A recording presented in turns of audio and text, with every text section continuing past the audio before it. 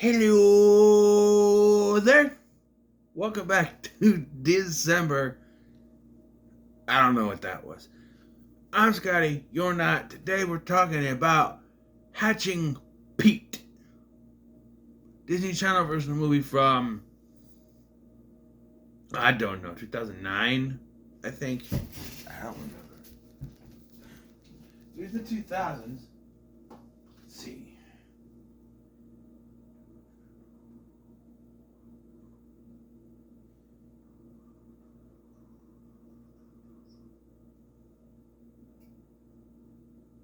It says a 2009 DVD release, so I'm thinking 2008, 2009-ish. Jason Dolly looks like he did in Minutemen, which came out in 2008. This is around the time of Corey in the House and Hannah Montana and all that stuff. And it has two Disney stars in it. Jason Dolly, who plays Pete, and Mitchell Musso, who plays his best friend, Cletus Poole.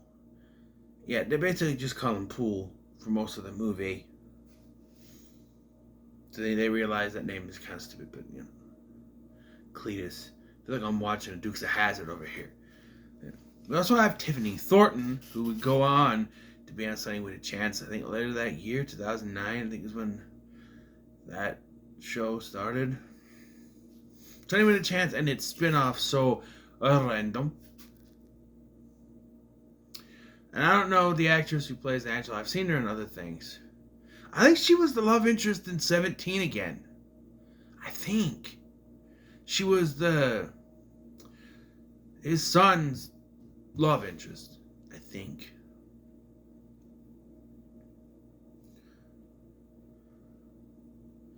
I don't know. It's a very simple story.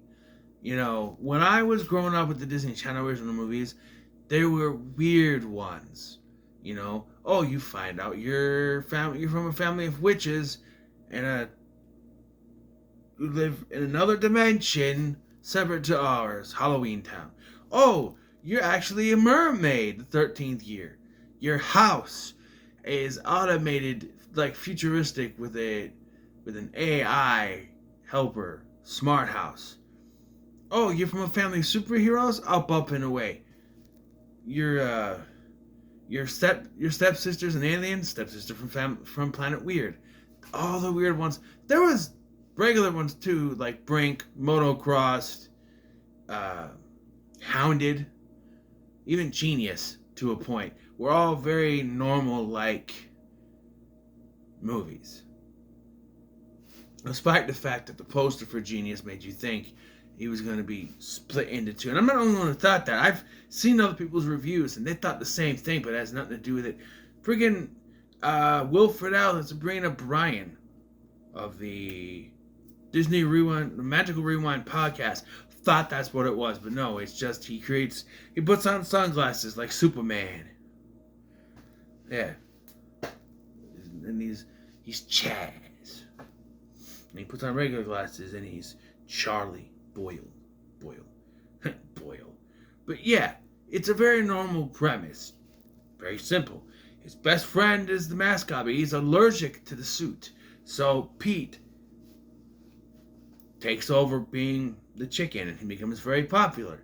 The cheerleaders start to like him. The people in school start to like him, except for the football team and the coach. The coach of which is also played by another Disney Channel alumnus, Brian Stepanek. That's Stepanek.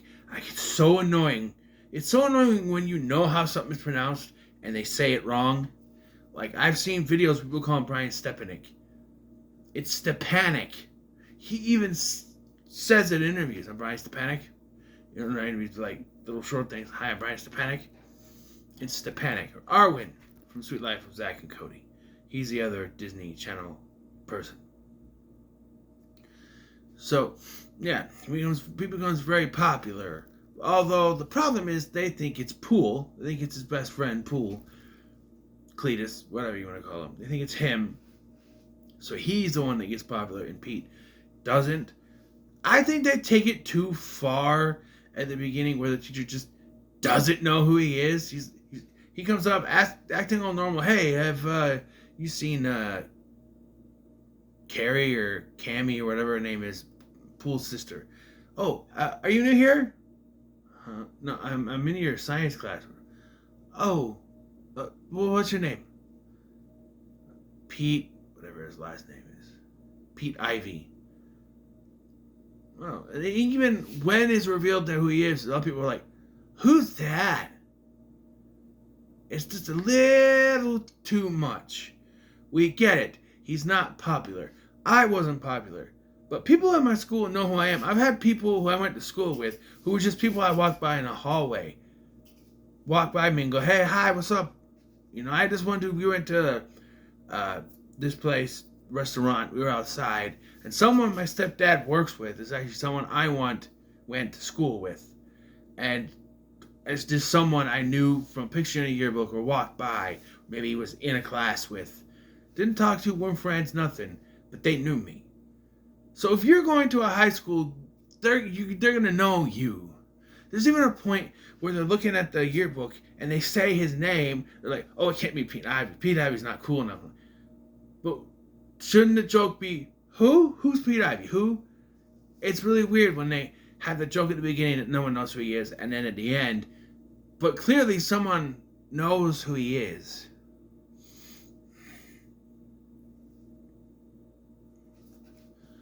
You know. And Cletus is just the worst friend. You know, he never really apologizes for doing the stuff to him.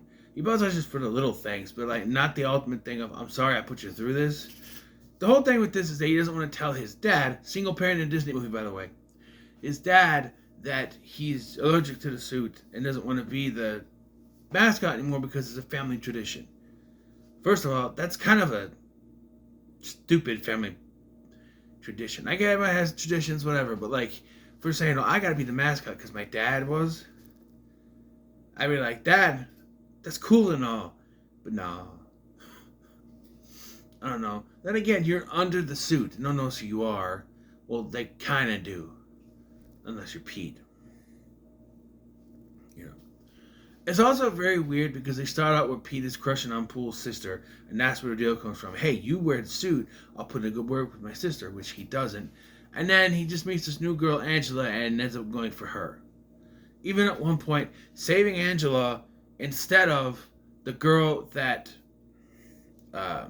Jamie, the girl that Poole likes, who is trying to get with, and so now she gets all pissed at Poole. I do like it. He's like, "Oh, Poole's not going to hear any end of this," and he's in the audience dressed up. "Oh, I'm not going to hear the end of this." Yeah. At one point, he even takes Angela out of the game and gives her a flower. I don't know anymore. Also, I want to point out there's blood in this. Because Jamie gets a bloody nose. It's just a little red here, but it's... Or this one, actually. But yeah, it's interesting to see in this kind of movie.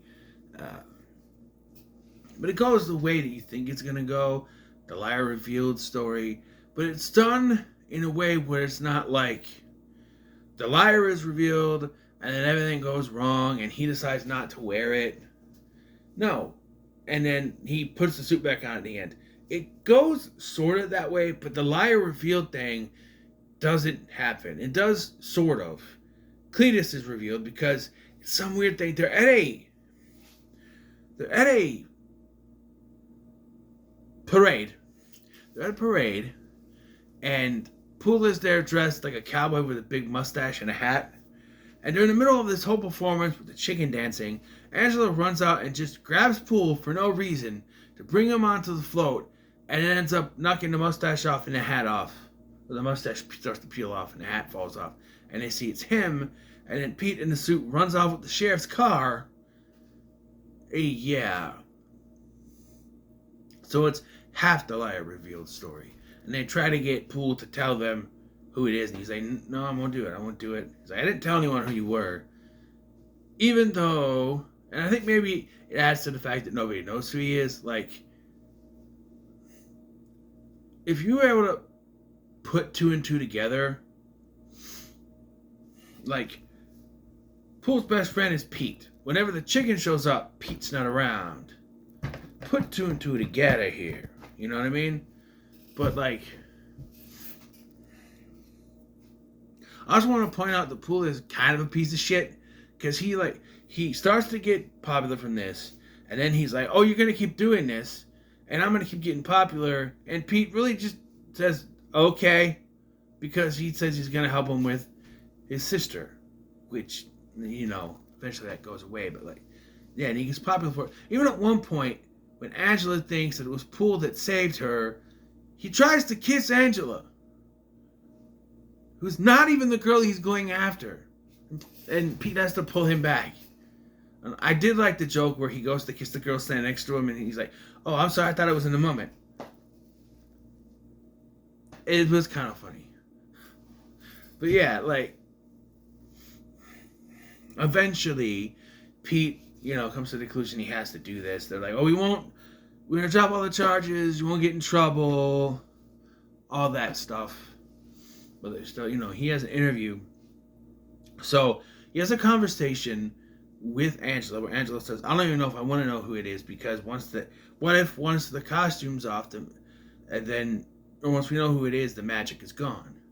Well, in this interview, the chicken, whose voice is modified to sound like a chipmunk, says, well, what if you guys know who I am, what if the magic is gone? Right? And so she hears this and is like, So eventually he shows up at the game. Okay. So remember when I was talking about the zombies, the very first one, how Bucky and the cheer squad think that the football games are all about them, right? All about them. So even when they start winning, they get pissed because the zombies are winning, right? So here, at these basketball games, people are literally leaving the basketball games because the chicken's not showing up. There's even one lady, just a couple of times, chicken's not here, I'm going home. I'm just like, really? Even at the point that well, we can't win without the chicken, and I'm like, but you haven't won. They don't win a single game, even with the chicken around. But the chicken shows up. They end up winning their only game, which means that it's a whole season, because it's been the first season they wouldn't won a single game, which means that all the good players graduated last year. I'm just saying, if that's the case, if they're saying this is the first basketball season that they haven't won a single game, all the good players graduated. They were all seniors. They all graduated. And after helping out, the game's not over yet, but, eventually he takes down the chicken head off. Angela comes over, let me help you with that. He's pretty much got it off by the time she walks over there, but let me help you with that, Pete. And yeah, it's him. And I don't like when who's that? Even his own parents were sitting there going, and she's like, it's Pete Ivy. And then his parents were like, that's our boy. And I'm like, why didn't you speak up before then? You know who he is. He's your own freaking son.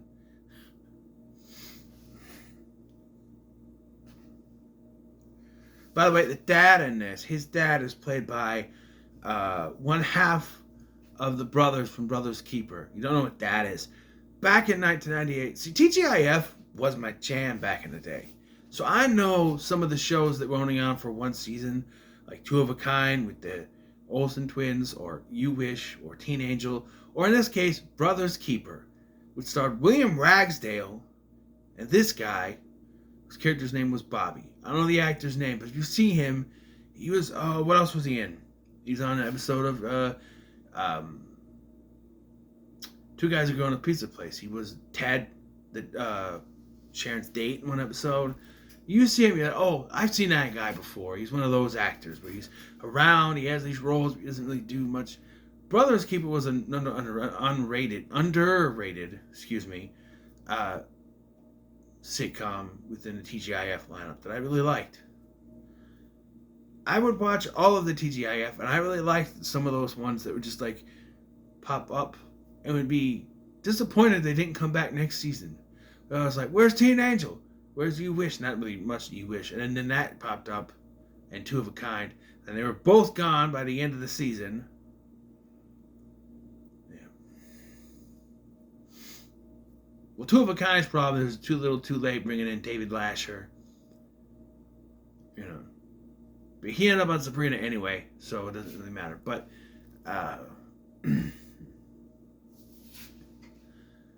yeah, he's from Brother's Keeper, which is probably a show nobody remembers what I do. And you can't find episodes of it. You could get little trailers or TV spots for it. There's a little. I found one where William Ragsdale was talking to this guy, or talking to someone like, "Oh, we don't need any celebrity endorsement." And then the doorbell goes up. He goes, "Hold on, who? Let me see. Oh, it's Carl. Is Bobby here? It's Carl Malone. It's Bobby here. Yeah, sure. Bobby, it's NBA superstar Carl Malone." And they're like, "Carl Malone on all new Brothers Keeper." I can't find any episodes. I wish I could. I kind of want to watch that show again. But alas, no. But anyway, back to this. So yeah, they win the basketball game and the movie's over. They celebrate, they dance. And yeah, there's a couple songs near as good as like when they're dancing and stuff at the I think it's the same song, I'm not exactly sure, but they dance at the parade and then at one of the games. And I'm gonna say it's pretty good. I don't get the hate for this. Mr. Nostalgia was right. This is an underrated one. You know what I mean? Because like, I don't hear enough about this. You know, but yeah, it was a nice watch. As you can see, that is a double pack. They decided to put this and Dad Nap together. I will be doing Dad Nap later on this month. It'll actually be scheduled the last review of the month. So we'll deal with that. But next, it's time to enter the cage, so to speak. I don't know if I'll put it in parentheses at the end of the thing, but that's right. We're finally going to look at National Treasure. So, what are your thoughts on Hatching Pete? Let me know in the comments. Make sure you like, share, and subscribe. Thank you for watching. I'm Scott, and I'll see you in the next one.